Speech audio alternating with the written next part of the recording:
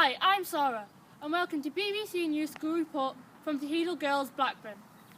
As temperatures remain low across the country and the treacherous weather conditions force people to stay in their homes, it can prove fatal for those people sleeping on the streets. In the severely cold winter conditions, over 4,000 people face bitterly chilling winds and snowy winter days without the luxury of heating, warm clothes and a place to sleep. Whilst the rest of the country remain comfortable in their homes, others face deadly threats like hypothermia and starvation, whilst also being unable to reach a place of warmth and comfort. The latest figures have shown that 4,134 people across the UK have slept rough this year, which is an increase of 16% since the previous year. To gain more information on this topic, we've invited Ishbel and Susan from the Salvation Army to give us a greater insight into this increasing issue. Over to you, Sana and Nabesha.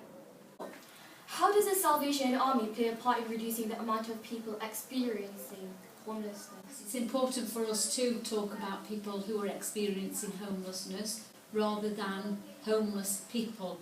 We don't want to give people labels, so it's great that you use that term. But the Salvation Army are experts in supporting people who are experiencing homelessness. Locally we have Crossroads, and in Blackburn there is Bramwell House, which is a service for adults who are experiencing homelessness. What age range are the most frequent to come to the Salvation Army for help?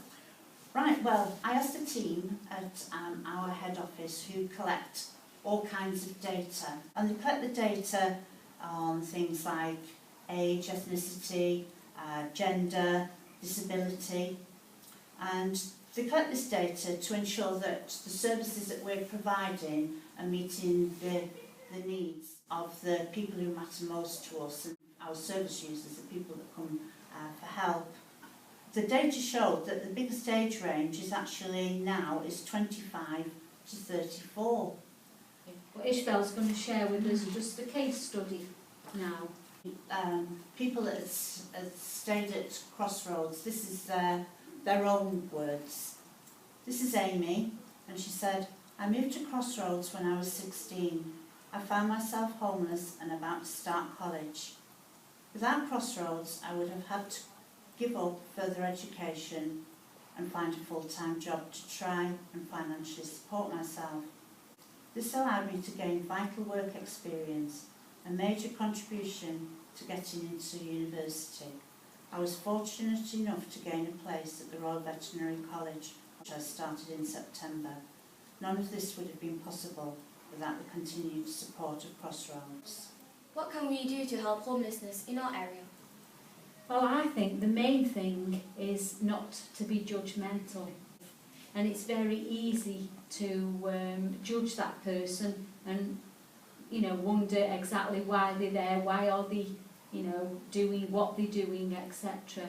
What has that person been through that's made such a drastic impact on their lives? And I think it's also important if we were all more compassionate and showed more love to our friends, our neighbours. On a practical note, you could always do a fundraising event to raise money for a local homeless charity, because nowadays, as you know, things are not cheap. People are always scrambling for money, so maybe you could do a bit of fundraising. But I think it's also important to say that if you ever have any concerns about a friend or about a family member, if you've got any concerns at all, you need to be bringing it to the attention of an adult. Thank you, Ishbel and Susan, for joining us today. After gaining a profound insight into the work of the Salvation Army and the lives of those who have experienced homelessness, we can fully appreciate the charitable and dedicated work of the Salvation Army and the long-lasting effect they have on the lives of many people across the country. We hope that the issue of homelessness will eventually be eradicated and people will not be left vulnerable in the face of harsh winter conditions. This is Sarah, and this has been BBC News School Report from Tehidal Girls, Blackburn.